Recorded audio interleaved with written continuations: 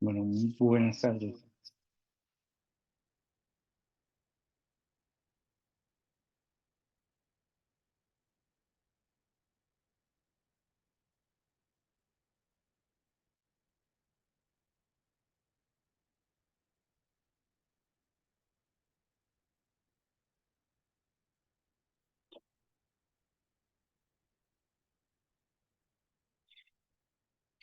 Bueno, hoy nos encontramos es aquí, cómo volver una tesis artículo.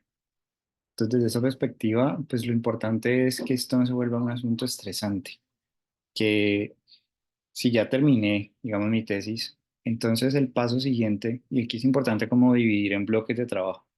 El primer bloque estaría centrado en la tesis y el segundo bloque en, porque a veces uno dice, bueno, voy a ir haciendo a la par tesis y artículos derivados. Primero es como que la tesis nos representa un esfuerzo importante.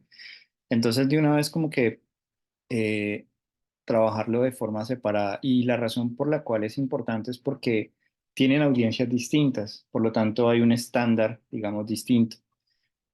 La tesis es para satisfacer, digamos, los requerimientos institucionales de un programa académico, mientras que el artículo como tal lo que va a buscar ya no es satisfacer a un programa académico, sino a una comunidad científica en donde la validez, digamos, de lo que producimos, pues cobra una relevancia bastante importante. Entonces, desde esa perspectiva, aquí no se trata tanto de si está listo o no está listo la tesis para ser publicada, porque eso no es lo que evalúan los jurados, sino que más bien lo que hacen es verificar que cumplimos con todos los criterios como para acreditar el título para el cual estamos presentándonos.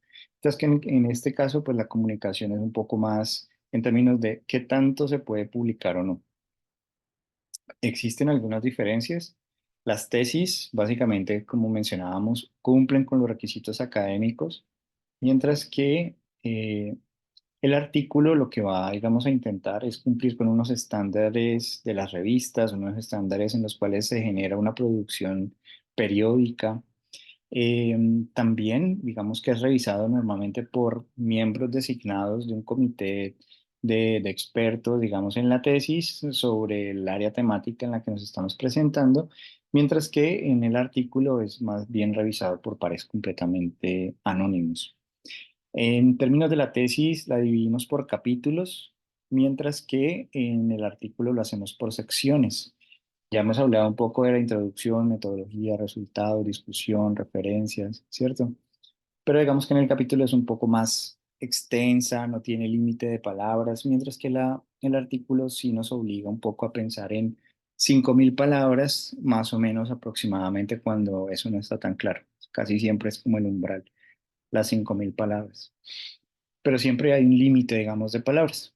También la tesis tenemos la tabla de contenido, mientras que en pues en el artículo tenemos es más bien una guía de autor, un formato de artículo que nos dice cuántas palabras por cada sección deberíamos de tener y qué debe abordarse en cada sección.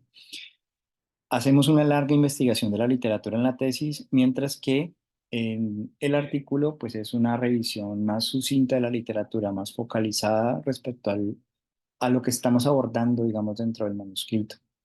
También es importante la aprobación del comité, que tenemos que describirlo detalladamente, mientras que en el artículo es un tanto más si tenemos o no tenemos pues un aval del comité de ética y cuál es el código o número, digamos, de registro de ese comité de ética. En la tesis tenemos pues casi que una descripción, inclusive nos ponen a que pongamos en anexos todos los instrumentos que hemos aplicado, mientras que en el artículo pues básicamente es una información un poco más sucinta, que es lo importante en últimas demostrar. Todos los hallazgos presentados los hacemos en la tesis, mientras que en el artículo seleccionamos cuáles resultados de todos los que tenemos vamos a abordar. Entonces, a veces cuando nosotros estamos en la tesis pensamos, bueno, tenemos 4 objetivos, por poner un ejemplo. Cada objetivo será un artículo, ¿no? Entonces significa que vamos a presentar solamente los resultados que son relevantes para ese objetivo en particular. También en la tesis los tiempos verbales pueden variar. A veces nosotros estamos hablando de proyectos, de cosas que vamos a hacer Mientras que, digamos, en el artículo estamos todo el tiempo en presente. Digamos que son eh, lo que estamos pensando en este momento, lo que estamos argumentando en este momento. La única excepción es en la metodología, que sí ya es en pasado, que se hizo. Pero voy a minimizar aquí. El primer tip, digamos, para nosotros pasar nuestra investigación a una revista, una tesis a un artículo, es que podamos identificar adecuadamente la revista. Entonces, siempre es importante leer los objetivos y el alcance de la revista.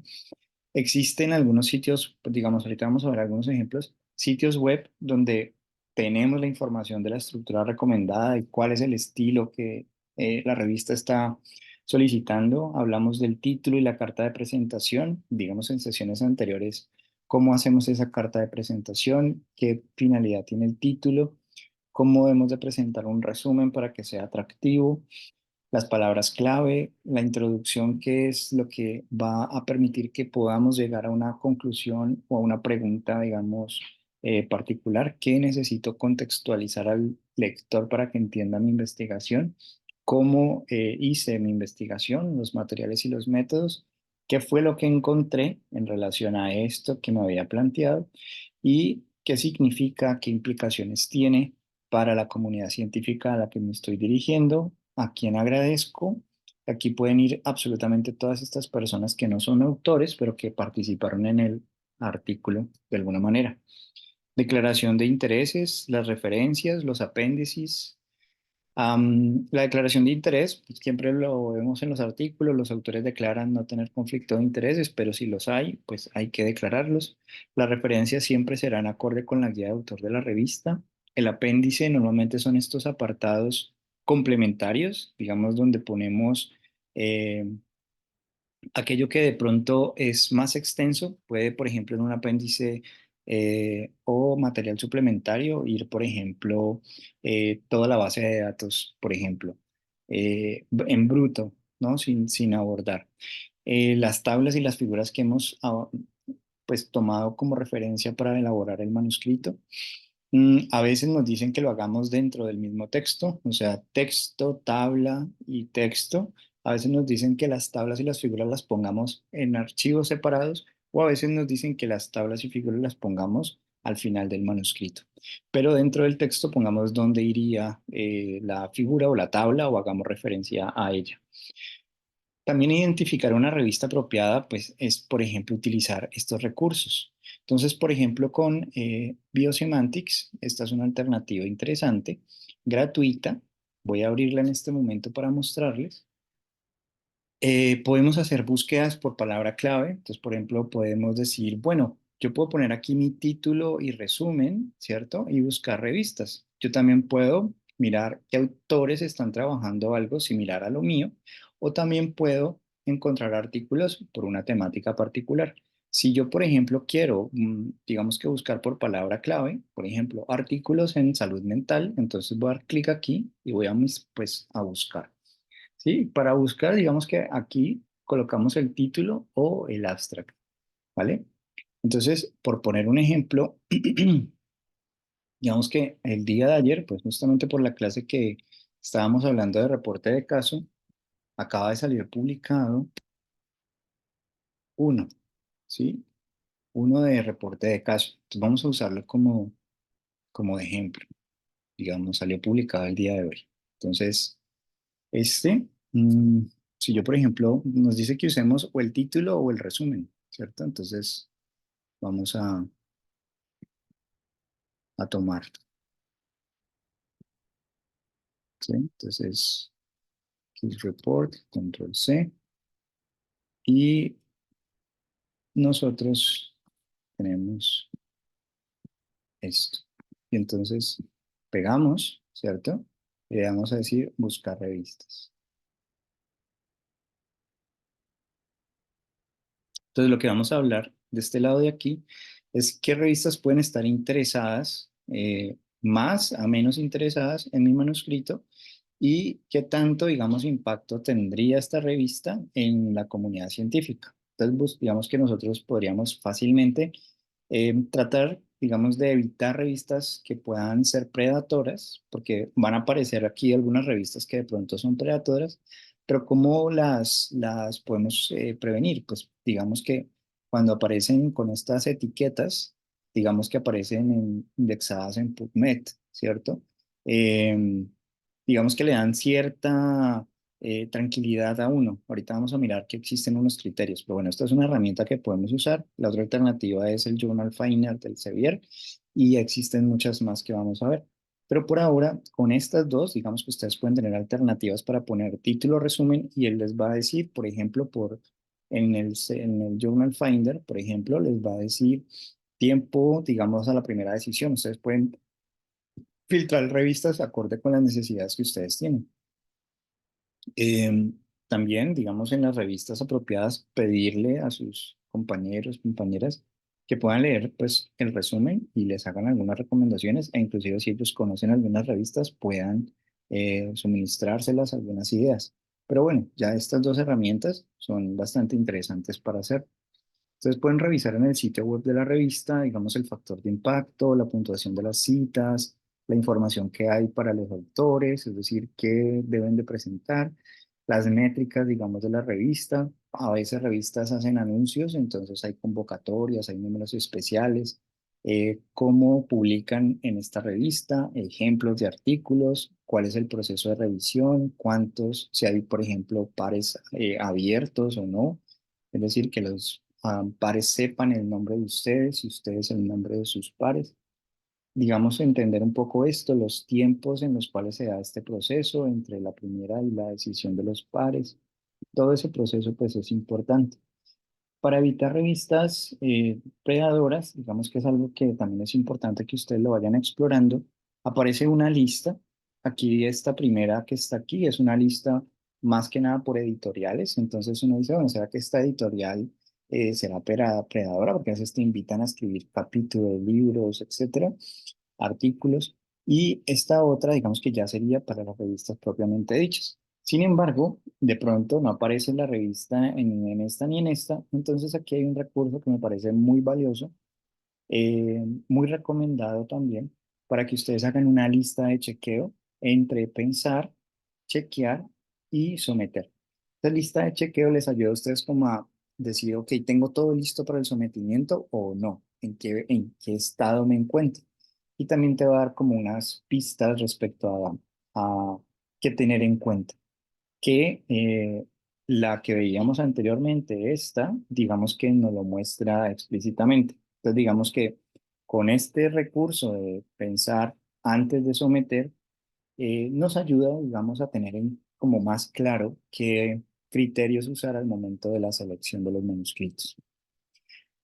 Las revistas normalmente utilizan estándares para los artículos. Entonces vamos a encontrarnos con que las revisiones sistemáticas y metaanálisis utilizan las guías Prisma, los estudios de caso, como veíamos ayer, el CARE, los ensayos clínicos, la CONSORT. Cuando queremos hablar de proyectos, preparación de proyectos, el SQUARE, todo eso lo encontramos en Equator Network. Ahí vamos a encontrar por cada diseño metodológico una guía o una directriz que nos puede ayudar a preparar nuestro manuscrito de respecto a por ejemplo, de mi tesis que tengo de este criterio, ¿no? Para cumplirlo. Porque en últimas nos ayuda como a qué debo de hablar en la metodología, porque algunas revistas no nos dicen, simplemente nos dicen, vea, siga la guía Equator Network y recomendamos que se siga. Entonces, si por ejemplo, usted es una revisión sistemática, entonces revise esta guía, sígala paso a paso para el reporte de su manuscrito. Por tanto, verificar la información de la revista, el objetivo, digamos, que tienen para los autores, pues va a ayudar bastante a entender cuál es la pauta que tenemos que seguir.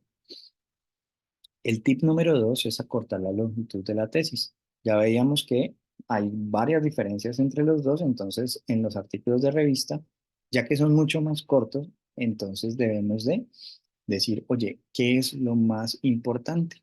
Y aquí digamos que la sugerencia es un poco resaltar de su tesis aquellas ideas clave que tienen. Cojan como por decir algo cada capítulo de su tesis y digan de esto, cuáles son las ideas más valiosas que tengo. ¿Sí? Entonces, por ejemplo, planteamiento del problema, ¿cuáles son las mejores ideas?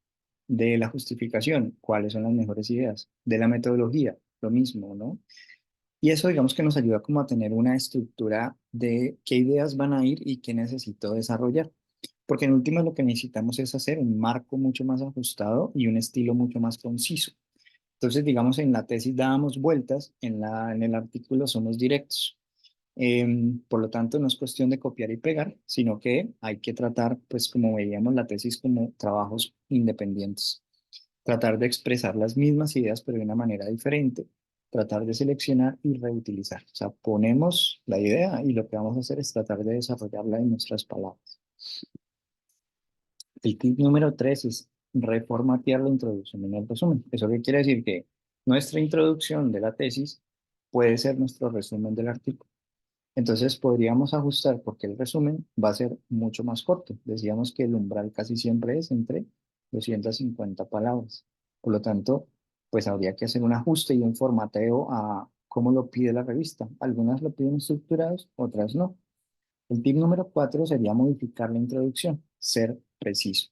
Y en ser preciso, pues estamos hablando entonces de que a menos que nos digan otra cosa, siempre nuestra introducción de nuestro artículo es al grano, a lo que venimos, vamos. Entonces, casi que si nosotros tomamos, digamos, como referencia, por ejemplo, una introducción, entonces uno diría, bueno, si ¿cómo arrancaría la introducción? Aproximadamente el 30% de los tumores del sistema nervioso central, al grano, de uno. Mm, Utilizar artículos que han sido publicados previamente, al menos 3 artículos para que usted pueda tener un panorama de esos artículos que le gustaron bastante a usted, que le dan una ayuda de cómo usar, digamos, la introducción, ¿sí? ¿Cuántos párrafos hay en común entre ellos? Entonces usted se va a dar cuenta que hay más o menos 4 párrafos. Es muy raro cuando hay más de 4, a menos que sean artículos de revisión, como los que veíamos anteriormente, donde sí es importante un amplio contexto de la literatura, o para audiencias multidisciplinarias, donde necesitamos amplio contexto de la literatura. Entonces, si tu tesis tiene más de una pregunta de investigación, esperen, voy a conectar esto que se me apaga.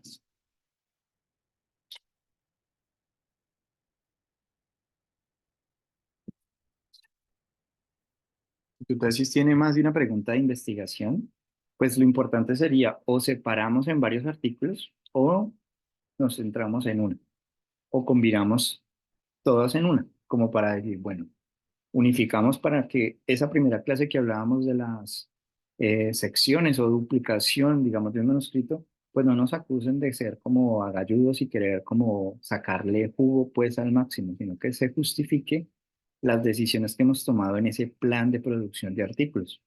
Entonces, por poner un ejemplo, ustedes tienen la recomendación, la sugerencia sería como que ustedes organizaran sus bases de datos, sus datos, en función cada pestaña de Excel como si fuera un artículo, ¿sí? Entonces, como que para que uno diga, ok, tiene sentido, con estos datos voy a hacer esto, con estos datos esto, con estos datos esto.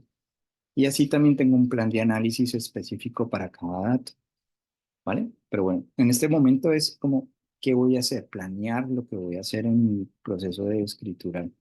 El tip número 5 es ajustar nuestra sección de métodos. Entonces, no se trata de ser tan detallados como fuimos en nuestra tesis. No hay que decir por qué es un diseño, eh, digamos, observacional transversal, como lo detallamos en la tesis, porque es que en la tesis teníamos que cumplir con mostrarle a nuestro tutor, a nuestra comunidad de, digamos, del doctorado, de la maestría, del pregrado, que sabíamos de lo que estábamos hablando. Aquí ya, cuando estamos en el artículo, se supone que el autor, cuando dice lo que dice, ya lo que se fijan es en la coherencia que hay. Ya no es tanto la definición teórica de ese enfoque metodológico. Entonces, mantener la sección de los métodos lo más precisa, corta posible. ¿Cuál es el criterio? Que cuando yo lea esa sección de métodos, yo pueda reproducir tu artículo, tu investigación. Entonces, a veces, cuando hay procedimientos que son muy, muy utilizados, como por ejemplo el análisis de contenido, yo no tengo que describir el paso a paso, sino que yo puedo hacer una idea general y puedo decir que seguí el paso a paso de y poner el autor, autora, bajo el cual yo seguí ese mismo procedimiento para ahorrarme, digamos, ese espacio y que el autor no tenga que salir a buscar por fuera, sino que pueda hacerse una idea, pero que si quiere más detalles, ahí se encuentra. A veces ustedes si han publicado antes y han detallado antes ese proceso metodológico en otro artículo, pues ustedes pueden citarse a ustedes mismos y los envían allá. Aquí simplemente precisan como la idea general. Lo mismo, al menos 3 artículos que les ayuden a ustedes como a, bueno, ¿qué tienen en común estos artículos? ¿Qué es lo que ellos dicen en la metodología? Revísenla y dicen, me queda claro, puedo reproducir este artículo. Entonces, el formato sí puede, digamos, diferir, digamos, entre tu tesis y tu artículo, pero sí es importante como, oye, voy a tratar de quedarme con algunas revistas que son más cercanas y afines a mí, voy a trabajar en ellas. Algunas secciones pues vamos a enfatizarlas más que otras. ¿Por qué es importante esto? Porque a veces nos quedamos en, digamos, en una sección que realmente no tiene mucha relevancia, como por ejemplo justificar por qué el diseño metodológico es de esta manera. Pero digamos que si a mí me interesa la comparación entre dos grupos, pues me parece muy importante cómo fue el proceso de selección de esos dos grupos para que no tengamos falsos positivos, para que no aparezca dentro de ese grupo alguien que no debería de estar, ¿cierto? Y cómo se controlaron ciertas variables que puedan jugar, digamos, en la interpretación de los datos. Entonces aquí digamos que lo que se trata es dónde habría que enfatizar en aquello que puede ser problemático para que el otro confíe en la calidad de mi dato. Entonces lo importante es, oye, ¿qué proceso seguí yo para poder confiar en la calidad de mis datos? Es decir, ¿cuáles fueron mis procedimientos de calidad, de fiabilidad, de validez, de control? Inclusive en la investigación cualitativa también hay que ser rigurosos. Presentar entonces los hallazgos que son principales en los resultados sería el siguiente tip. No podemos presentarlo todo, oye, acorde con la pregunta que me dice, ¿cuál es el resultado más pertinente para contestarlo? Y no poner entonces resultados que no me pregunté en la introducción, porque entonces va a quedar como extraño porque aparece algo que él no declaró. Por poner un ejemplo, si yo estoy hablando, digamos, de mm, la mano derecha o de la depresión, entonces no deberían aparecer resultados de ansiedad, ¿cierto? Por más que estén relacionadas, no importa, tiene que ser coherente todo el manuscrito. Si tenemos análisis que son exploratorios, tratar entonces de ser concisos, porque a veces cuando son demasiado generalizados, pues, ¿qué es lo que estábamos buscando? ¿Qué era lo que estábamos explorando? El tip número 7 es asegurarnos que la discusión pues sea clara y sea corta. Que casi que, ¿qué necesitan ellos para interpretar mis resultados? ¿Qué es lo que hemos aprendido en nuestra investigación? Aquí es un poco como cuando ustedes dicen en la discusión, encontramos que hay una correlación entre A y B. La pregunta es, ¿y qué? O sea, ¿y eso qué? ¿No? Entonces, si yo puedo decir, hay una correlación y eso significa o eso implica o eso tiene, digamos, aplicaciones en, pues es mucho más importante porque es como decirte por qué yo debería seguir leyendo o interesarme, digamos, en lo que acabo de leer, en los resultados que de pronto pasé por alto. No repetir los resultados, no es volver entonces a vaciar, ¿cierto? Los datos estadísticos o los significantes, digamos, que tenemos en lo cuantitativo y cualitativo, sino que se trata entonces de, bueno, en conclusión, vamos a responder a la pregunta. O sea, la discusión debe arrancar es por contestar esa pregunta. Entonces no damos vueltas, no decimos, esta investigación tuvo como propósito, ¿no? Porque digamos que estaría implícito cuando decimos... eh, encontramos que hay una correlación entre la depresión y tal cosa, ¿sí? Bien. Situar entonces nuestros hallazgos en la literatura, ¿qué implica tiene? ¿Qué significados tiene? ¿Cómo estos hallazgos pueden ampliar lo que sabemos al respecto? Esto que encontré, ¿qué aporte hace a lo que ya tenemos de conocimiento? ¿O suma conocimiento? ¿Sigue manteniendo la evidencia como veníamos pensándola? La hipótesis y la teoría se sostienen. O también podemos presentar cómo otros pueden seguir investigando, ¿sí? A partir de lo que yo encontré, ¿no? ¿Cuáles pueden ser futuras líneas y ser muy precisos? O sea, casi que como el estudio de investigación que quiero hacer. De hecho, también en la discusión, si estamos adelantando alguna investigación, pero aún no la hemos publicado, podemos decir, nuestro grupo está abordando esta situación que hay, que es necesaria de abordar y muy explícitamente, para que sigan como esperando de, "Ay, ellos van a publicar algo sobre esto, ¿no? También las limitaciones del estudio, hasta dónde podemos generalizar, por ejemplo, los datos, o con qué matices o límites debemos de interpretar datos, hasta dónde podemos alcanzar a llegar. El número de referencias también es importante porque muchas revistas nos dicen, oye, hay un límite, máximo 30, máximo 10, máximo 50. Entonces ahí lo importante es, acorde con el tipo de manuscrito, nos dicen cuántas referencias tener. Pero digamos que si usted pone 100 referencias, eso no hace que su artículo sea mejor. Entonces, lo importante es que usted diga, ok, ¿cuáles son las referencias más relevantes y más recientes que hay sobre el tema? Asegurarse entonces que estén en el formato correcto de la revista, que si son punto después de la coma, pues usted, listo, punto después de la coma. Considerar entonces la posibilidad de un gestor bibliográfico también puede ser una opción para acelerar el proceso de gestión. Algunas preguntas que nos podemos hacer antes de publicar, pues es la autoría, los derechos de autor y los modelos de publicación. Respecto a la autoría, pues, oye, ¿quién debe de estar allí? ¿No? Entonces, listo, ya voy a escribir mi artículo, ¿quiénes son los autores? ¿No? O ya terminé el artículo, ¿quiénes son los autores? ¿Vale? ¿Quiénes han contribuido a la concepción o al diseño, o al análisis, o a la interpretación? ¿Quiénes han redactado o revisado el trabajo?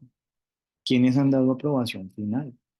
¿Quiénes, digamos, que se van a comprometer conmigo a todo lo que se genere a partir de haber publicado, eh, va a venir? Porque a veces hay comentarios de los actores que te leen, que te dicen, hay que aclarar, no hay que aclarar, esto no, esto sí, repliqué tu estudio y me dio otra cosa.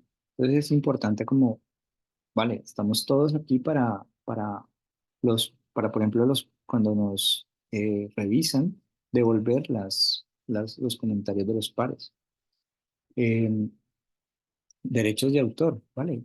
Tenemos derechos de autor, es importante, oye, use una fotografía, ¿puedo usarla? Eh, Usé, digamos, unos datos, estos datos puedo compartirlos, ¿vale? ¿Cuál es el límite, no? Y sobre todo que nos van a preguntar bajo qué licencia vamos a compartir. Entonces, si la licencia es simplemente para que te citen de acceso abierto completamente, para que sea citado, descargado, o solamente sea citado más no descargado, son cosas que debemos de decidir, porque finalmente los editores lo que esperan de nosotros como autores es que cedamos, firmemos, aceptemos, ¿cierto? Que todo lo que decimos ahí, pues es, digamos, nuestra responsabilidad, pero también que las revistas puedan hacer uso, digamos, público de lo que nosotros estamos haciendo.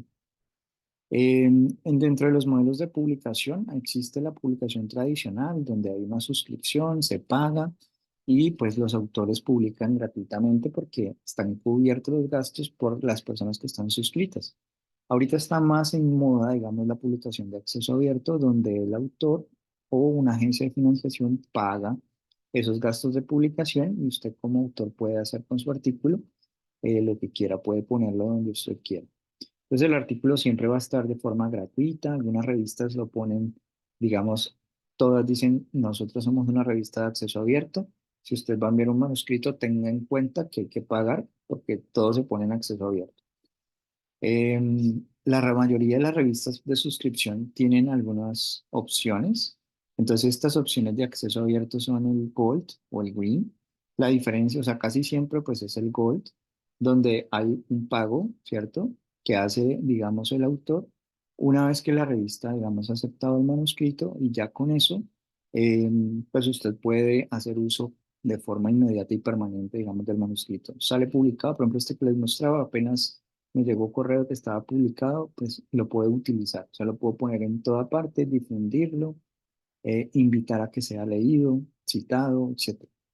Y el acceso green, pues nuevamente es un poco, ya es a criterio un poco del editor, donde te dice, mira, te envío el link, pero solo se lo puedes compartir a cierta cantidad de personas, o es solo para tu uso, ¿sí? Pero, digamos, privilegian un poco a los suscriptores en particular. Pero normalmente, digamos que esto es lo que se privilegia. En síntesis, tener en cuenta el interés y la experiencia de los lectores de la revista es más importante al momento de pensar en la publicación, no tanto en su tesis. Es, ok, mi tesis ya terminó, ahora esto a quién le interesa en la revista, cómo lo están leyendo el público de la revista, cómo lo puedo presentar para que me entiendan mejor. Seguir la guía de la revista, pues les ayuda a ustedes a ahorrarse tiempo en el número de palabras, cómo no salirse, digamos, de los márgenes y límites que les ponen.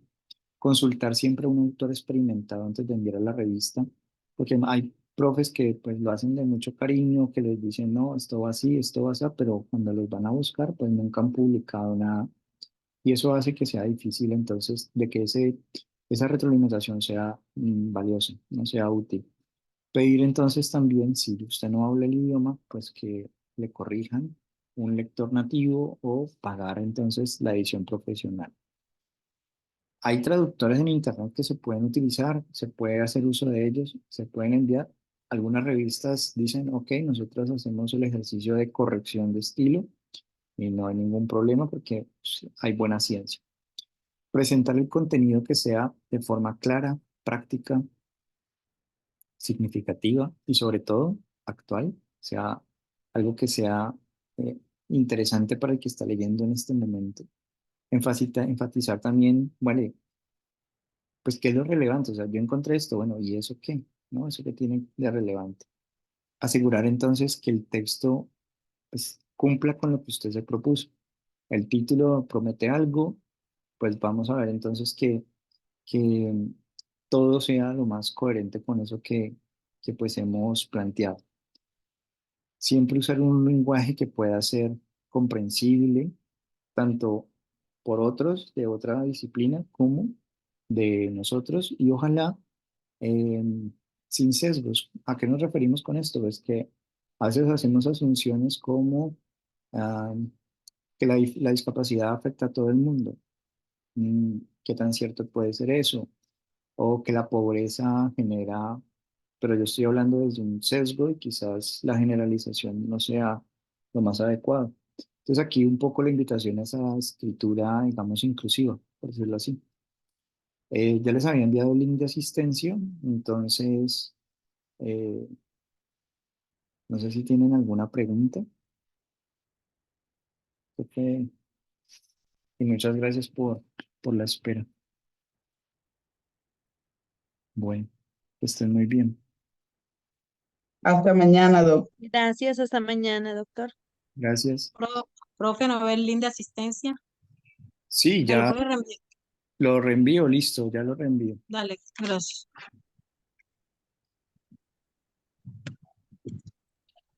Ah,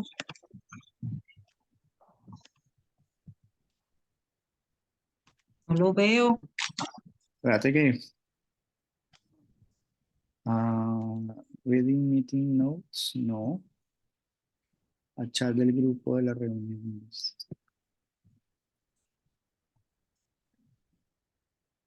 Ahí está. ¿Vale? Bueno, gracias, profe. Listo.